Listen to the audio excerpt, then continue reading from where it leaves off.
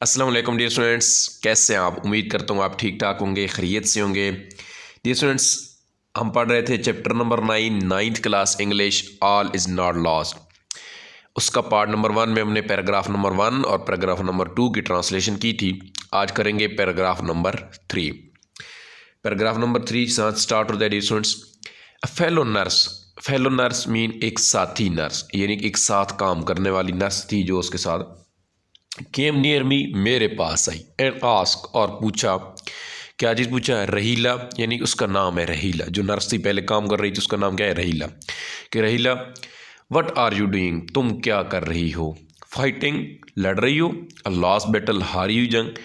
कि एक साथी नर्स मेरे पास आई और पूछा, रहीला तुम क्या हारी हुई जंग लड़ रही हो? तो इसकी ट्रांसलेशन क्या होगी? एक साथी नर्स मेरी पास आई और पूछा, रहीला तुम क्या कर रही हो? क्या तुम हारी हुई जंग लड़ रही हो? फाइटिंग अ लॉस्ट बैटल, हारी हुई जंग। डियर स्टूडेंट, ये इडियम के लिए बड़ा इंपॉर्टेंट है, इसको लाजमी आपने तैयार करना। फाइटिंग अ लॉस्ट बैटल ये इडियम भी है, तो इसको अपने इडियम के हवाले से भी तैयार करना है। उसके बाद dear students, I was shock at, कि मुझे सदमा हुआ पहले, एट फर्स्ट मुझे पहले अफसोस हुआ, मुझे सदमा हुआ। To hear a college, college में उसका साथी, जो साथी होते हैं जो साथ में काम करते कॉलेज। टू हियर सुनकर, अपने साथी का सुनकर, क्या चीज़ सुनकर? मेकिंग अ होपलेस कॉमेट, के मायूस कौन इजहार या बयान। होपलेस यानी कि कोई जिसकी उम्मीद ना हो, कॉमेट इजहार करना। कि मुझे इब्तदा में मुझे अपनी साथी का मायूस कन इजहार ख्याल या मायूस कन जो उसका इजहार था वो सुनकर क्या हुआ था? सदमा हुआ।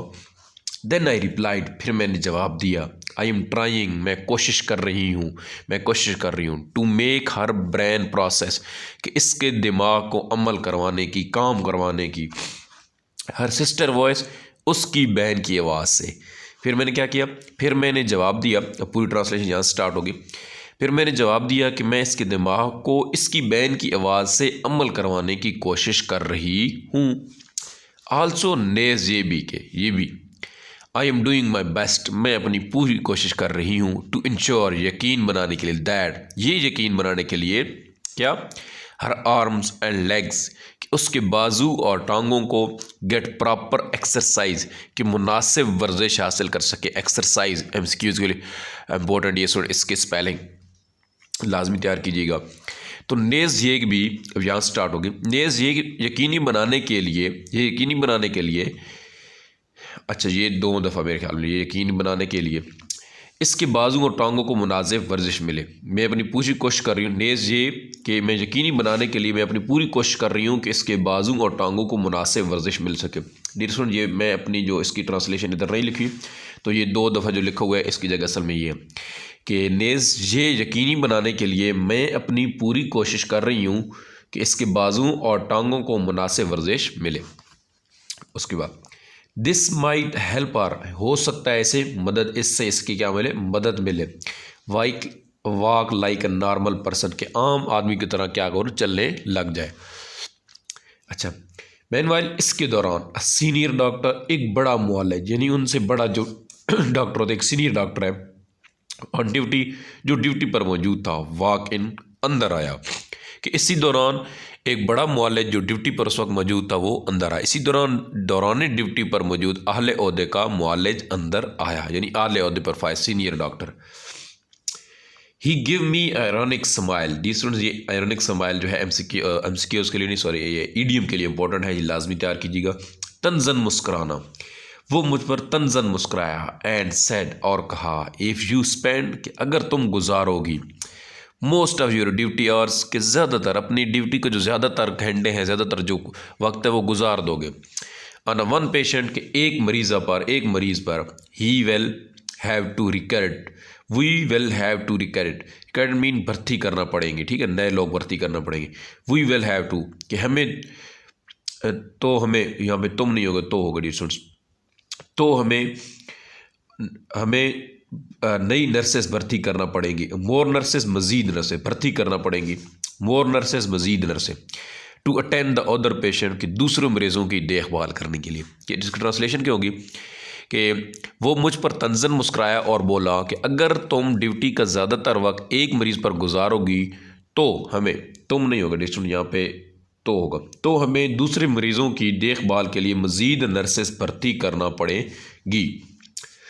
अब उसके बाद क्या कहते हैं, प्लीज़ गो, मेहरबानी करके जाएं, and see the other patient, दूसरे मरीज़ों को देखें।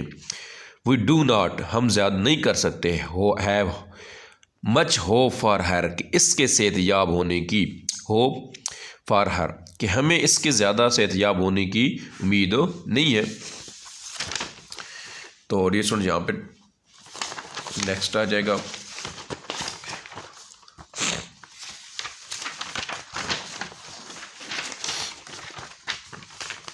अच्छा, आई डोंट थिंक दैट, कि मेरा नहीं ख्याल, she can ever walk again, कि वो दोबारा चल सकेगी। अब पूरी ट्रांसलेशन क्या होगी पीछे से, कि बराए मेहरबानी जाओ और दूसरे मरीज़ों को देखो, हमें इसके सेहतयाब होने की उम्मीद नहीं, मेरा नहीं ख्याल कि ये दोबारा कभी चल सकेगी। तो डी स्टूडेंट, यहाँ पे पैराग्राफ नंबर 3 भी एंड हो गया। अब आगे करते हैं पैराग्राफ नंबर 4 को। उसमें क्या कहता है जी, आई वॉज अपसेट, मैं उदास थी, द एडवाइस, नसीहत हो, टू लीव द पेशेंट, मरीज़ा को छोड़ने की, यानी कि ये जो नसीहत है ये मैं उदास, इसने मुझे उदास कर दिया। अनअटेंटेड, बग़ैर तवज्जो के या अकेले के, डिड नॉट सीम राइट, कि दुरुस्त नहीं लग रही थी, मैं उदास थी, मुझे मरीज़ा को बग़ैर देखभाल के या अकेला छोड़ने की नसीहत दुरुस्त नहीं लग रही थी, यानी कि इस वजह से मैं परेशान थी कि मैं मरीज़ा को अकेले नहीं छोड़ सकती थी। आई न्यू दैट, मैं जानती थी, शी हैड सफ़र्ड, वो मुब्तला थी, ऑफ मेजर न्यूरल डैमेज, कि वो बड़े एसाबी मर्ज से मुब्तला थी, ठीक है। But she needed to give a chance, लेकिन उसे एक और मौका देने की ज़रूरत थी, उस पर तवज्जो की ज़रूरत थी, उसकी देखभाल करने की ज़रूरत थी। एंड इनर वॉइस, एक ज़मीर की आवाज़, यानी अंदर की आवाज़, somewhere with in me spoke, कहीं मेरे अंदर ही बोली, उसने कहा, क्या कहा, ट्राई वंस फॉर मोर, कि इसके लिए एक बार और कोशिश करें, यानी कि मेरे ज़मीर की आवाज़ ने, मेरे अंदर की आवाज़ ने यह कहा कि इसके लिए एक कोशिश और करें। कहीं मेरे अंदर की आवाज़ आई और उसके लिए कि एक बार, अब आई कि इसके लिए एक बार कोशिश और करो।